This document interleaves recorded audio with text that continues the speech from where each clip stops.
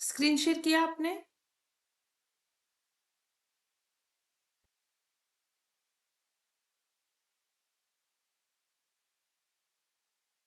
दीपिका अपना screen share कीजिए। हम्म।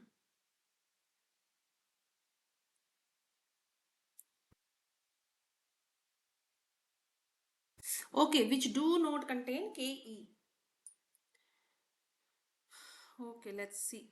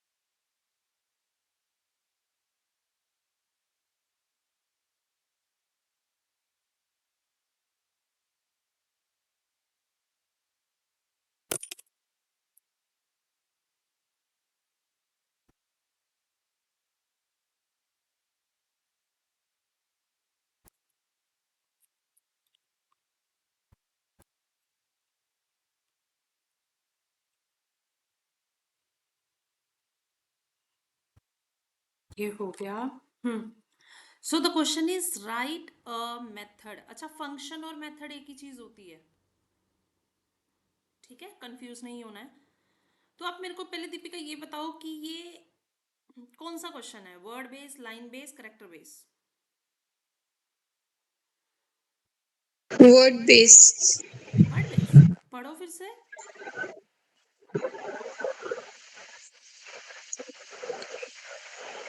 Character mummy character है। Character line. बेसिक है। लाइन बेस है दीपिका, एक बार अच्छे से पढ़ो, क्या बोल रहा है वो? Count the number of lines, not counting, actually display the lines which do not contain के ई। लाइंस के बारे में पूछ रहा है, हमें ये देखना है कि किसके बारे में पूछ रहा है, डिस्प्ले या काउंट, वर्ड, करेक्टर या फिर लाइंस। अब ये तो क्या बोल रहा है, read lines from the file and display the lines which do not contain के ई। ठीक है,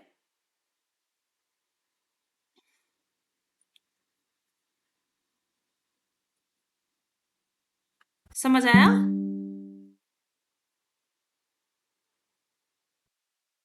यस मैम। ठीक है, अब चलो क्वेश्चन को खोलो। क्वेश्चन तो गया ना? हाँ, बस यही स्क्रीन रखना अभी।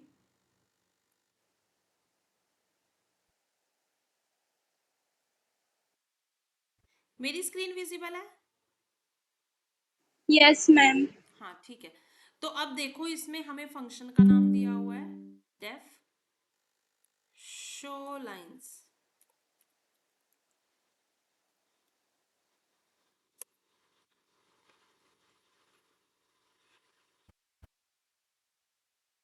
पहला स्टेप डेफिनेशन एंड कॉलिंग हो गया। Next, file open and closing. File दी हुई है test file, right?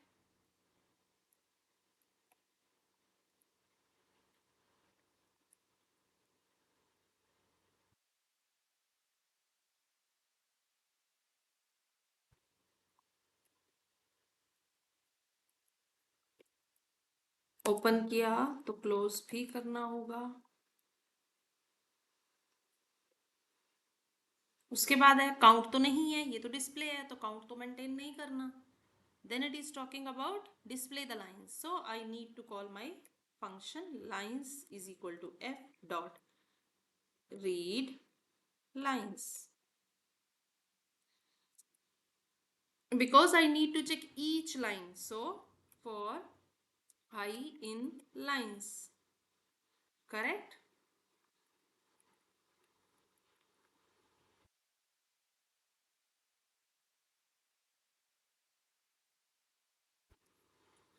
Now it is telling to read line from the text file and to display the line which do not contain ke।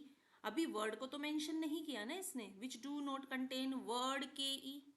Simply it is telling which do not contain ke। So what I will do, if ke membership operator अगर इन होता है तो note इन भी होता है, note in I, then print I. समझ आया? If के ई note in I then print I. वही बोल रहा है ना ये, display the line which do not contain के ई।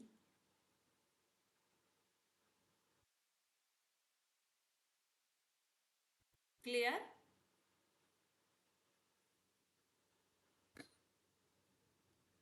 अभी मैं इसको अगर के ई के आगे वर्ड लिखा होता, if they had given word के ई, how it will be done, that I will explain.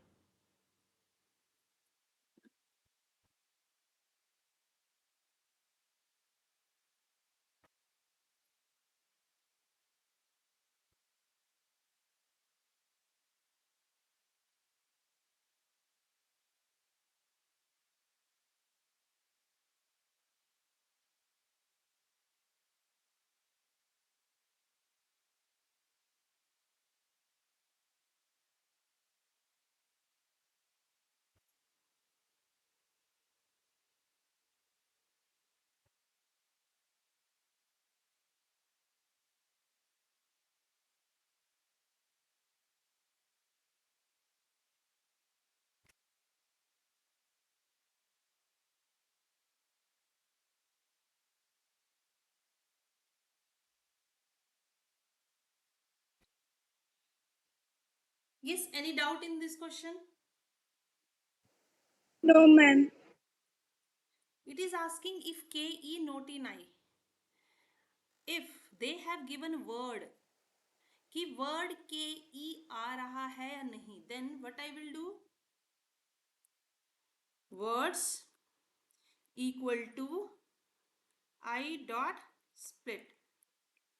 ठीक है, the whole line I have divided into words.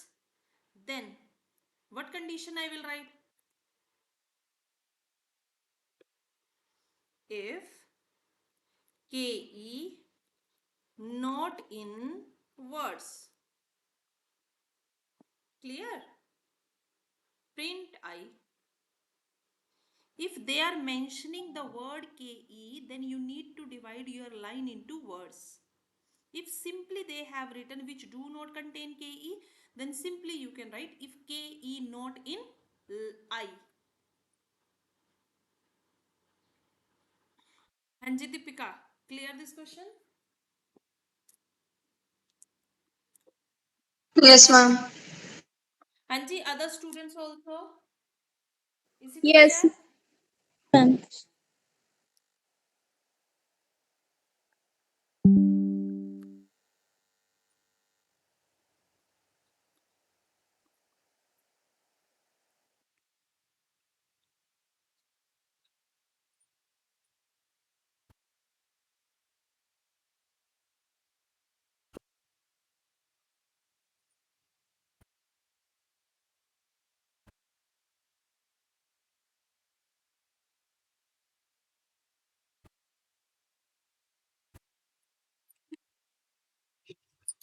Okay, next we will see character based question.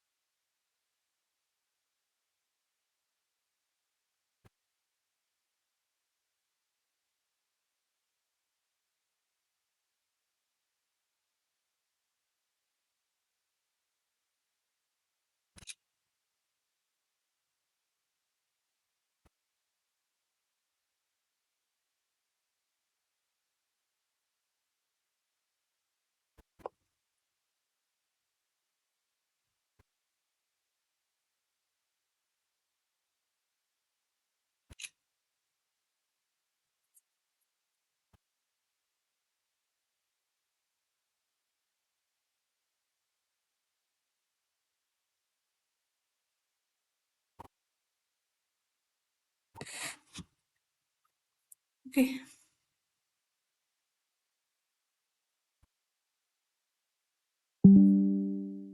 Now I will go through sample papers.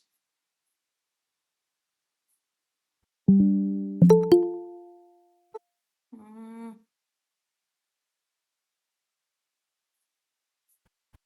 Deepika, almost you are coming late daily.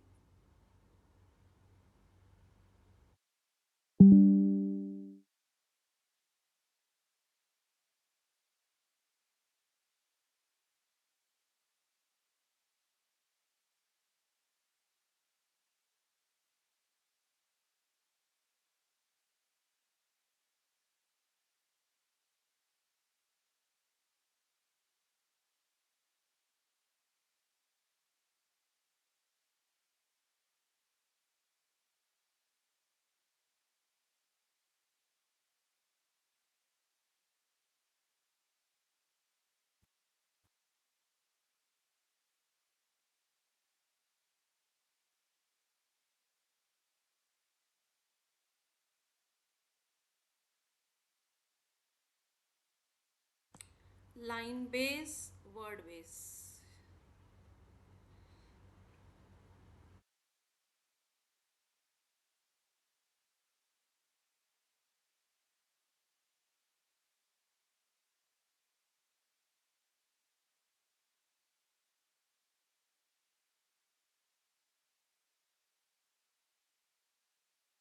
This is word base, right?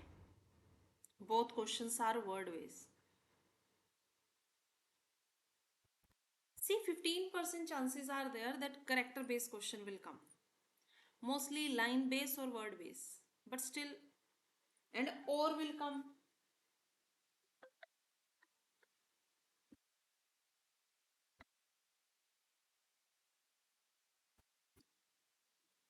Hello. हाँ जी.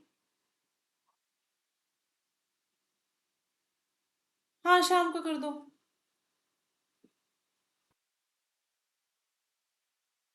क्या करें? Photo तो भेजी मैंने. हम्म.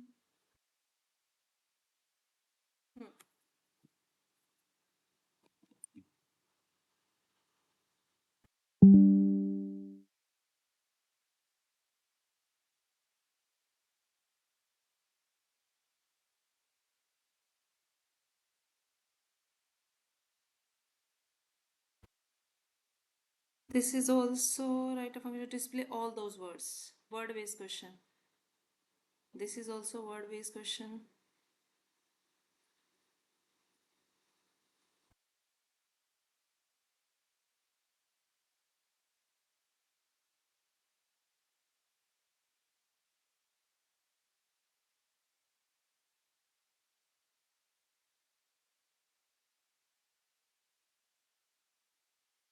$35th. Count and display the number of 5-letter words. Next question is line base. So we have done already.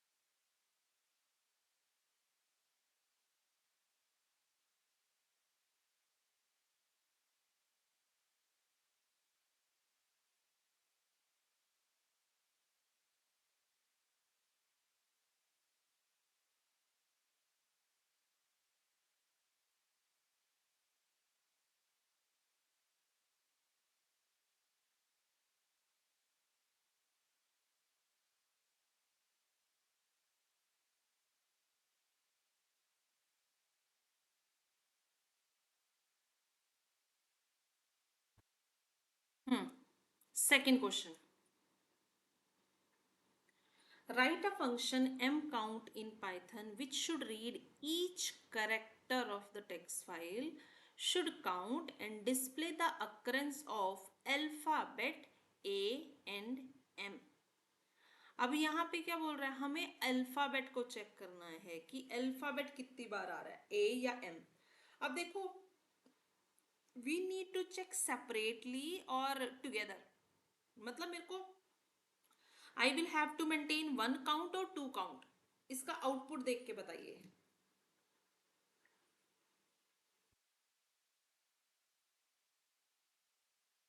Ma'am, separately.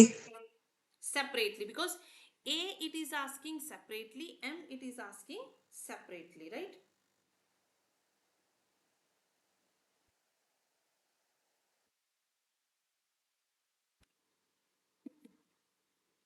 Now अभी हम थोड़ा सा बैकग्राउंड देखेंगे what split function is doing. अभी मेरे पास क्या है, G for example is equal to hello, I am in class 12, ठीक है। इट इज अ लाइन, और I can tell it is a sentence. If I'm writing f is equal to g dot split, या फिर, और if I'm writing words is equal to g dot split, what will happen? If I'm writing print words,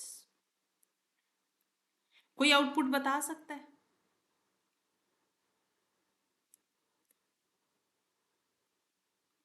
क्या output रहेगा? Ma'am, list. Yes, list रहेगी, और उस list के अंदर क्या रहेगा? Ma'am, hello, I in yes, who is तो देखते हैं क्या होगा। रन करेंगे अपने प्रोग्राम को। Invalid syntax, okay.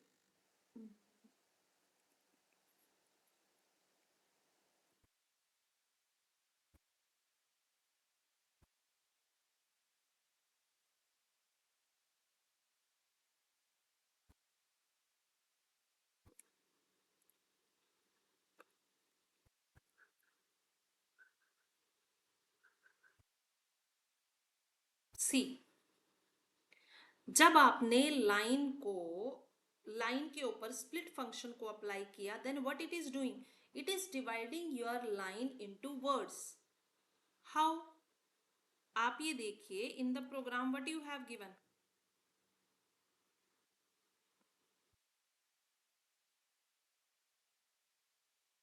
Hello, then blank space, then I, then blank space, then M, then blank space, then in, blank space, class, blank space 12, means the words which are separated by the blank space, उसको इसने तोड़ दिया, ठीक है। कैसे तोड़ रहा है ये? On the basis of the blank space. For example, आपके पास एक फाइल है in which words are separated by comma, space is not there, generally ऐसा नहीं होता। Normal thing is when we are writing English sentences, words are separated by blank space, not comma. But by default, or if you are having any file, जैसे हम पढ़ेंगे CSV file, ठीक है। Nowadays if we are downloading data from any file, for example आप लोगों का जो data है 12th ए क्लास, 12th बी, 12th सी, मेरे को पूरे स्टूडेंट्स का डाटा डाउनलोड करना है जो हमारी डेल मतलब ये डेली वाली जो वेबसाइट है वहां से। तो आजकल क्या होता है, डाटा डाउनलोड और अपलोड किस फाइल की फॉर्म में होता है? CSV file. आपको वो एक्सेल फाइल की तरह दिखेगी, बट एक्चुअली वो CSV फाइल होती है, ठीक है। अब जब हम ऐसे करेंगे तो वहां पे क्या होता है, CSV का मतलब होता है कोमा सेपरेटेड वैल्यूज। मतलब उसके अंदर क्या होगा, जैसे आपका लिखा हुआ है नाम, देन आपका roll number, then mother name, then father name, then your address, then phone number, वो वैल्यूज आपको दिखेंगी कि these are in the column, but actually these are separated by comma. It means वहां पे मेरे को क्या करना पड़ेगा, अगर मेरे को अपनी फाइल को वर्ड में डिवाइड करना है तो मेरे को स्प्लिट करना है, बट वहां पे क्या है, values are separated by comma. तो कैसे करेंगे? तो क्या होता है, स्प्लिट के अंदर आप डबल कोट्स के अंदर क्या लिख दो, कोमा लिख दो, जिसके बेस पे आप स्प्लिट करना चाहते हो, ठीक है। अब देखो, जैसे ही कोमा आएगा वो उसको अलग वर्ड कंसीडर करेगा, ये देखिए सेम काम किया इसने। स्प्लिट क्या करता है, जो भी उसके अंदर आप आर्ग्यूमेंट देंगे, करेक्टर, उसके बेस पे ही आपकी लाइन को वर्ड में डिवाइड करेगा। फॉर एग्जाम्पल मेरे पास ये था कॉलन, अब मैंने यहां पे लिख दिया कॉलन। कोई आप मेरे को बता सकता है कि जब स्प्लिट होके आएगा तो कितने वर्ड्स आएंगे उसमें? मैम 2। अच्छे से मैम देखो, 3। 3 आएंगे। कॉलन के बेस पे करेगा ना। देखो हेलो, एम के बाद मैंने एक कॉलन डाला है और क्लास के बाद भी एक कॉलन डाला है। Yes ma'am. ठीक है, तो देखो जरा, 3 वर्ड दिए उसने। क्यों? क्योंकि उसने स्प्लिट किसके बेस पे किया है? कॉलन के बेस पे। इसका मतलब अगर आप कुछ नहीं देते, if you are not giving anything in the split function, by default किसके बेस पे करेगा? स्पेस। ब्लैंक स्पेस के बेस पे। अब देखो इस लाइन में ब्लैंक स्पेस नहीं है, तो देखो क्या करेगा ये। कुछ भी नहीं किया इसने, एक ही वर्ड दे दिया लिस्ट में उठा के। नहीं, हमारी लिस्ट में कितने वर्ड है? सिर्फ एक ही वर्ड है। हाँ या ना? Yes yes ma'am. मैम। तो समझ आया लॉजिक, स्प्लिट फंक्शन का लॉजिक क्या है? स्प्लिट का मतलब है तोड़ना। बट आप बताओगे किसके बेस पे तोड़ना है भाई? आप ब्रैकेट के अंदर बताओगे, you will tell on what basis I should split the line और I should split the string. G is a single string, if you will see. Yes or no? That string I want to break into small words. So split function is asking, if you will not give, then by default it will take blank space. These type of questions are asked in Viva. Like by default, split function is using which character to divide your string into words. Then what will be your answer? Blank space or the white space. Or you can tell your character also, वो भी आप दे सकते हो।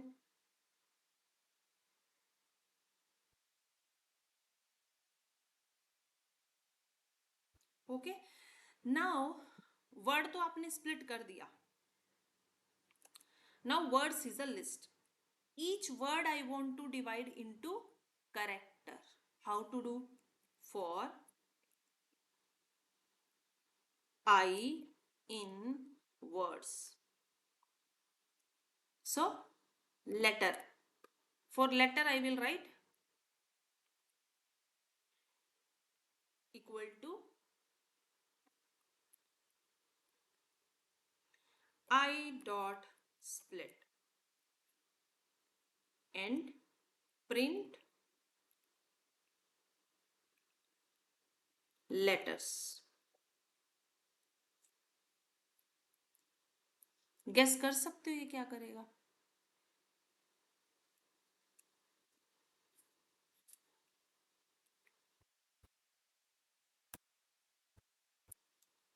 Ma'am ये एक character को list के form में दिखाएगा। ये क्या करेगा? हर एक वर्ड को आगे तोड़ेगा करेक्टर्स में। देखते हैं। अच्छा ये बताओ, ये कितनी लिस्ट प्रिंट करेगा?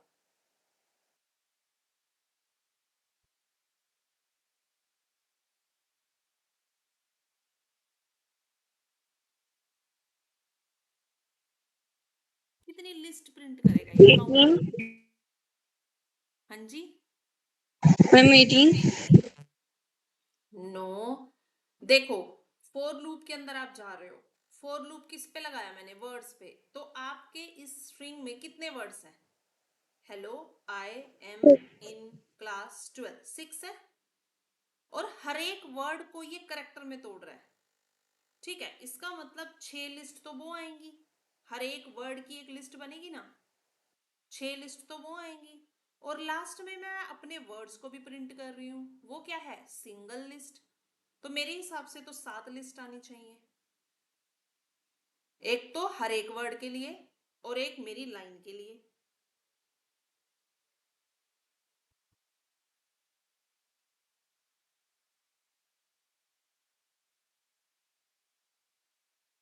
तो देखिए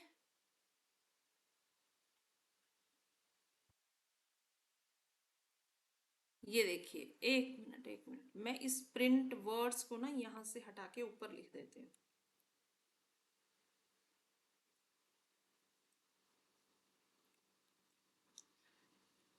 जब उसने मेरी लाइन को वर्ड में स्प्लिट किया तो उसने प्रिंट करा दिया, इसका मतलब एक तो वो लिस्ट बनेगी आपकी। ठीक है, फिर हर एक वर्ड को मैं आगे करेक्टर में तोड़ रही हूँ। देखिए, पहले तो हेलो आई एम आ गया, मेरी लाइन को किस में ब्रेक किया? वर्ड्स में। फिर हर एक वर्ड को ये करेक्टर में स्प्लिट कर रहा है। ओके, करेक्टर में तो खैर क्यों करेगा ये। यहां पे आप देखो, इन पर्टिकुलर वर्ड जो आपके करेक्टर्स हैं वहां पे तो कुछ नहीं दिया हुआ, तो आप इसको ब्लैंक छोड़ दो, कुछ भी मत लिखो इसमें, तब ये ब्रेक करेगा। क्योंकि जो करेक्टर्स हैं these are not separated by any character. Hello में अगर वहां पे स्पेस होता, H space E space L space O, तब तो तोड़ता। अभी देखो क्या होगा।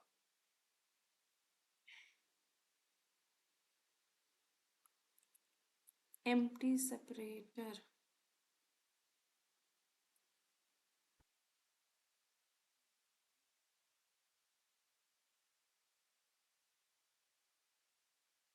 Okay okay, no need to split. अगर मेरे को अपनी वर्ड्स के करेक्टर प्रिंट कराने हैं तो मैं सिंपल ये लिख सकती हूँ, for I in words no need of split, for J in I print जे।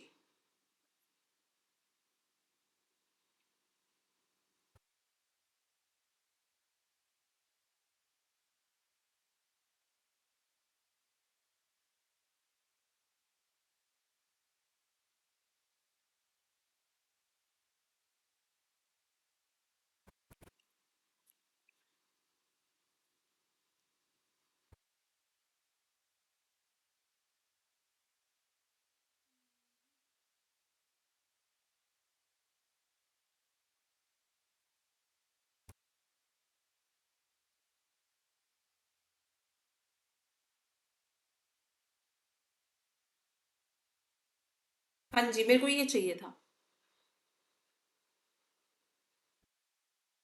आपको अपने जो वर्ड है, लाइन को तो वर्ड में तोड़ दिया on the basis of the blank space, but जो वर्ड है उसको आगे तोड़ने के लिए स्प्लिट काम नहीं करेगा। Although from the very beginning I was telling कि 2 बार स्प्लिट यूज होगा, स्प्लिट यूज करने की जरूरत नहीं है, क्योंकि करेक्टर बाय करेक्टर तो आप ऐसे ही जा सकते हो। जैसे क्लास के अंदर अगर मेरे को करेक्टर में तोड़ना है क्लास को, CLASS, these should be separated by blank space, तभी तो स्प्लिट उसको तोड़ेगा। यस और नो? बट हमारे पास ब्लैंक स्पेस तो नहीं है जो करेक्टर को सेपरेट कर रहा हो, तो स्प्लिट फंक्शन यूज नहीं करेंगे, सिंपल हम ऐसे ही जा सकते हैं, फॉर जे इन आई।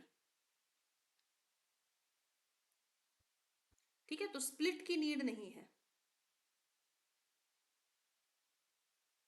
तो अभी मैं अपने क्वेश्चन पे आऊं, इसमें किसी को डाउट है?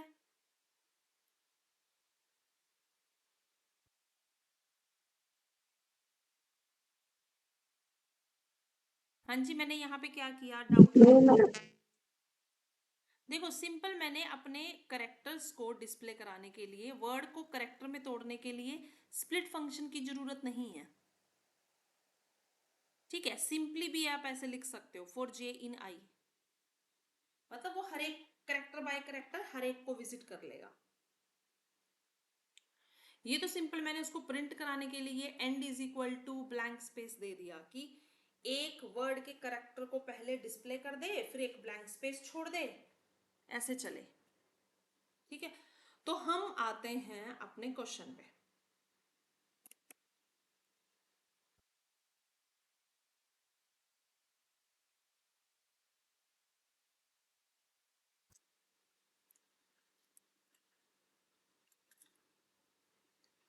क्वेश्चन क्या था? Right a function m count in python which should read each character of a text file should count and display the occurrence of alphabet A and M, including small a और m also. मतलब capital M आ जाए तब भी count करना है, small m आ जाए तब भी काउंट करना है, स्मॉल कैपिटल सब कुछ काउंट करना है आपको, but a separate, m separate. इसका मतलब मेरे को 2 काउंट रखने पड़ेंगे.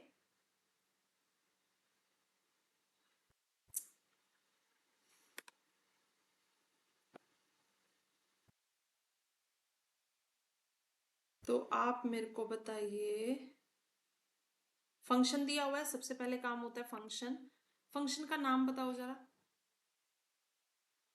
क्या दिया हुआ है? m count. Yes, ma'am.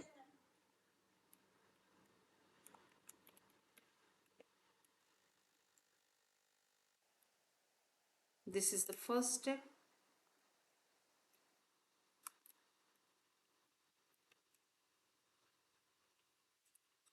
Then what it is telling? Which should read each character from the file story.txt. File का नाम भी दे दिया.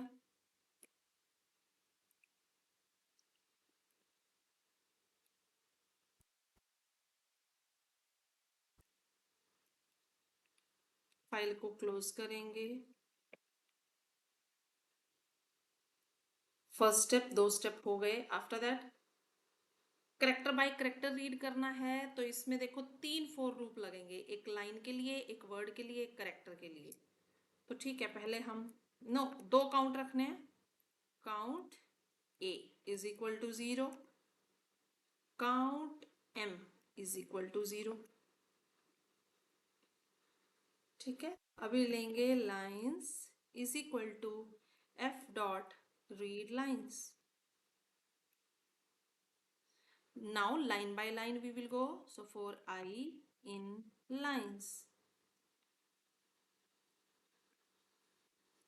because it is a character base, so first of all I need to break my line into words. So words is equal to I dot split.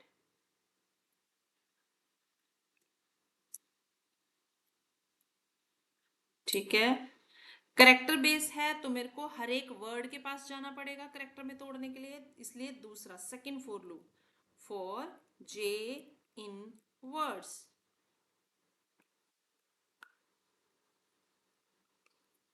Yes or no?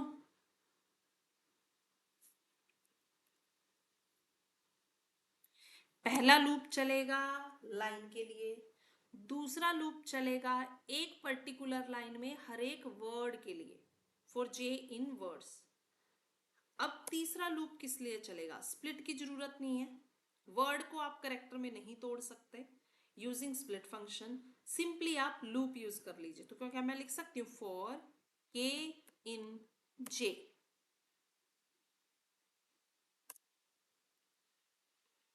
अभी j के अंदर आपका क्या है?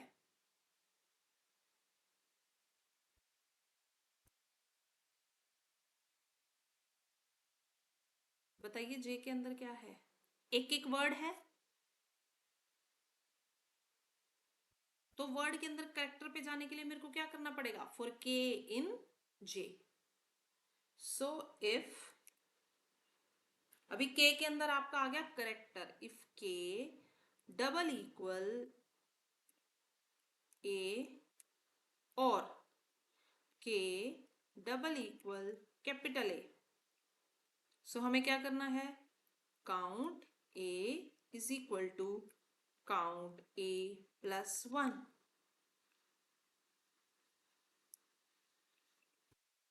L if k is equal to m और k is equal to capital M.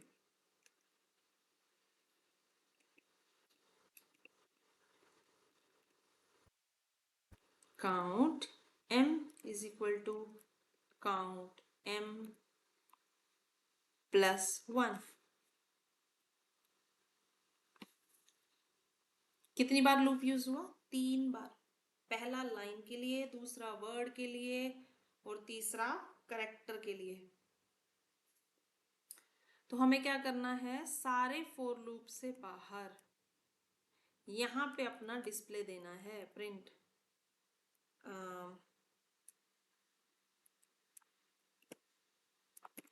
Count of A, क्या है, count A, print count of M, क्या है, count M.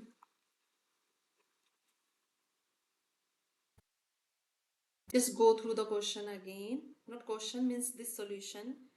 It is counting how many times A or M is coming in your file.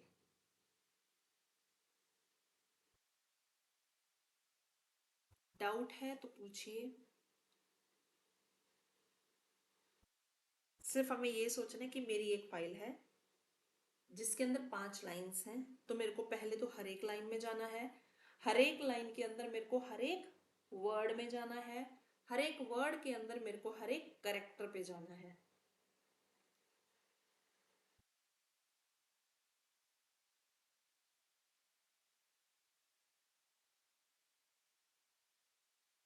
No doubt, ma'am. ठीक है। अच्छा, अभी मेरे हिसाब से सैंपल पेपर में और तो कोई करेक्टर बेस्ड क्वेश्चन नहीं है।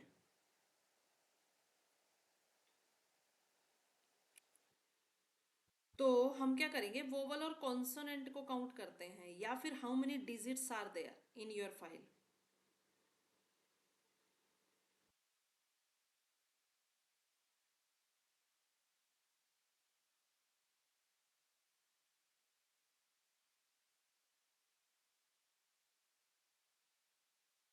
Number of lines, count number of times my is a word। ठीक है, क्वेश्चन पेपर आप देखेंगे, मैं बता देती हूँ आपको डिजिट को कैसे काउंट करना है। ये था programme,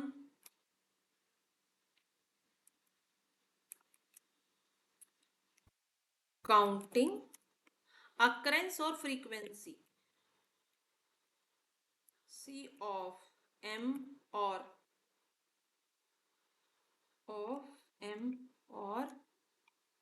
A in file.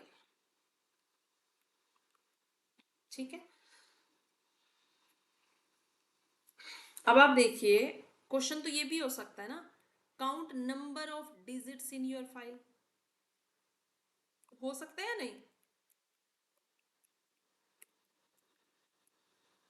Yes, ma'am.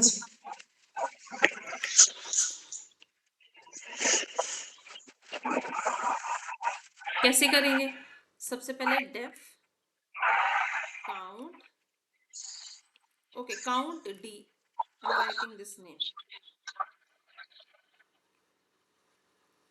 पहला स्टेप फंक्शन को लेना, दूसरा स्टेप फाइल को ओपन करना, मैं डेमो ही लूंगी,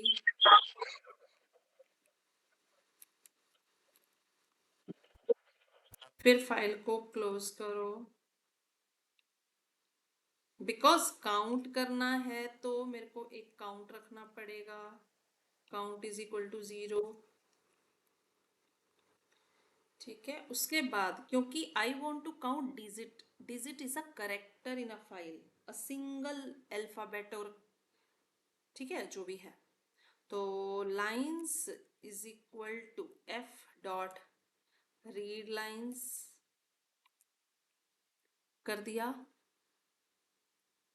then because I need to go to each line, so for I in lines, character base है तो 3 फॉर लूप यूज होंगे, स्प्लिट तो एक ही बार यूज होगा। फॉर आई इन लाइन्स अब क्या करेंगे, नेक्स्ट स्टेप कोई बताएगा। Split. स्प्लिट, वर्ड्स में तोड़ेंगे अपनी लाइन को, हो गया। नेक्स्ट हर एक वर्ड पे जाना पड़ेगा हमें, so for J in words. ठीक है, अभी क्या करेंगे, करेक्टर पे जाने के लिए सिंपल फॉर लूप यूज करेंगे, फॉर के इन जे। अब मैं क्या लिखूंगी यहाँ पे, कोई बता सकता है? If K dot is digit equal to true. इस डिजिट मैंने डिस्कस किया था आपके साथ। Yes ma'am. If it is a digit, then print. No, sorry, count is equal to count plus 1। और सभी फोर लूप से बाहर आके हम क्या कर देंगे? Print number of digits in file. How many are there? Simply count. Any doubt in it? No ma'am.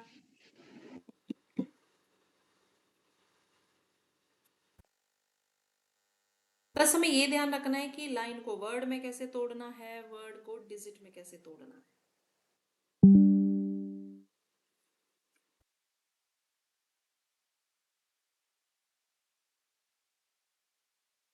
अभी वोवल और कॉन्सोनेंट को कैसे करेंगे? वोवल पूछेगा वो। पहले लिस्ट बनाएंगे वो वर्ड्स की। यस, अगर मैं यहीं पे कर दूं काउंट नंबर ऑफ वोवल्स इन 5, तो एक लिस्ट बना के रख लेंगे L इज इक्वल टू, जिसके अंदर आप अपने सारे वोवल्स लिख दोगे। A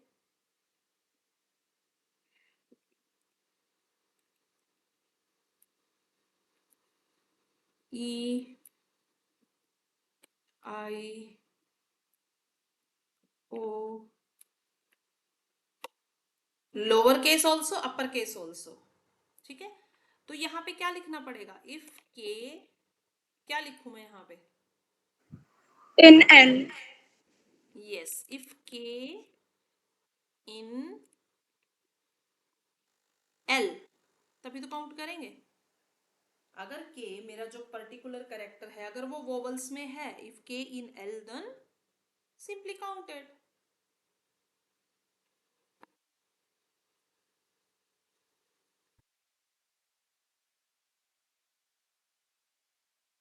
ठीक है, तो ऐसे वोवल हो जाएगा।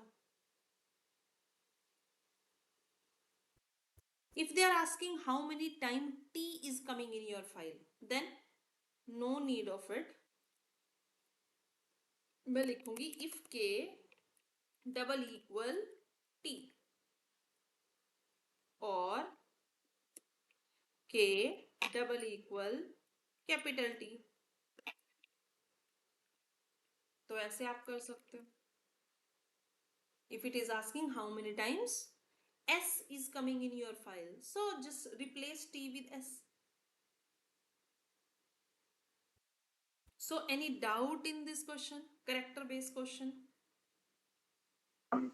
No ma'am. ओके, वर्ड को करेक्टर में तोड़ने के लिए स्प्लिट की नीड नहीं है।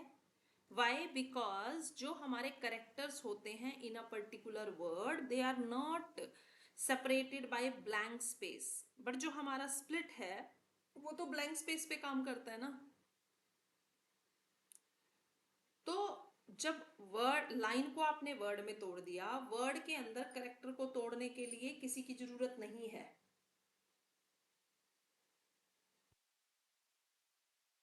ठीक है, सिंपली फोर लूप से आप उसको उठा सकते हो।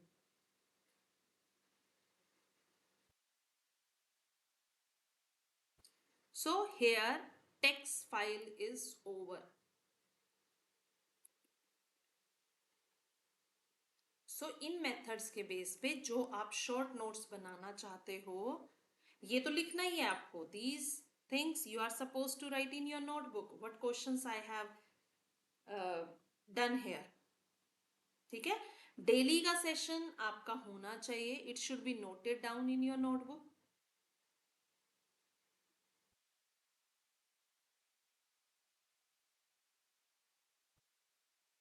Another thing is, on the basis of this one, 3 mark question will come. I told you, if the same pattern is coming, actually क्या होगा ना, जैसे ही syllabus almost complete होने वाला होगा in August or September, again CBSE will provide one sample paper.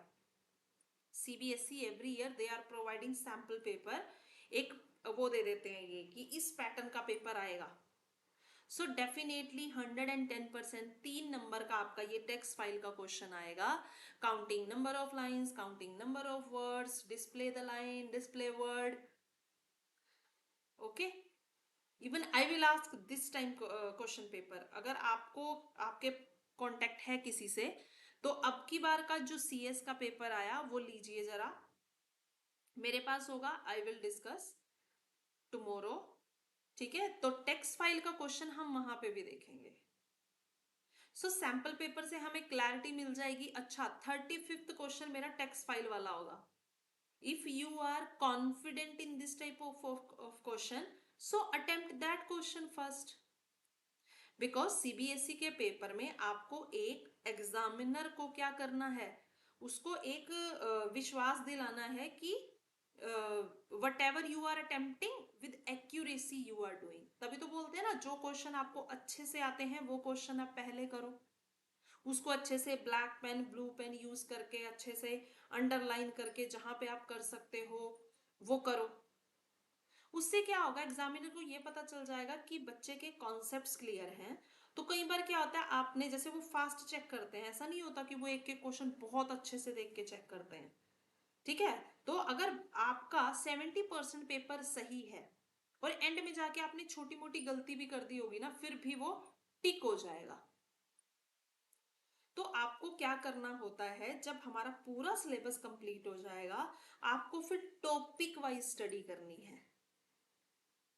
अब कुछ बच्चे ऐसे होंगे जिनका जो स्टैक वाला क्वेश्चन है या फंक्शन है वो स्ट्रॉन्ग बनेगा. कुछ बच्चे ऐसे होंगे जो फाइल हैंडलिंग में स्ट्रॉन्ग हो जाएंगे. कुछ बच्चे ऐसे होंगे जो हमारा नेटवर्किंग का कॉन्सेप्ट आएगा वो थ्योरी है, उसमें तो हर कोई स्ट्रॉन्ग होता है. खैर, कुछ बच्चे होंगे जो उसमें स्ट्रॉन्ग हो जाएंगे. कुछ बच्चे ऐसे होंगे जिनको डाटाबेस अच्छा लगेगा, मैं डाटाबेस टॉपिक कराऊंगी, वो अच्छा लगेगा, मे बी आप उसमें स्ट्रॉन्ग हो जाओ. तो जो आपका टॉपिक बहुत स्ट्रॉन्ग वाला होने वाला है उसको आपने पहले अटेम्प्ट करना है.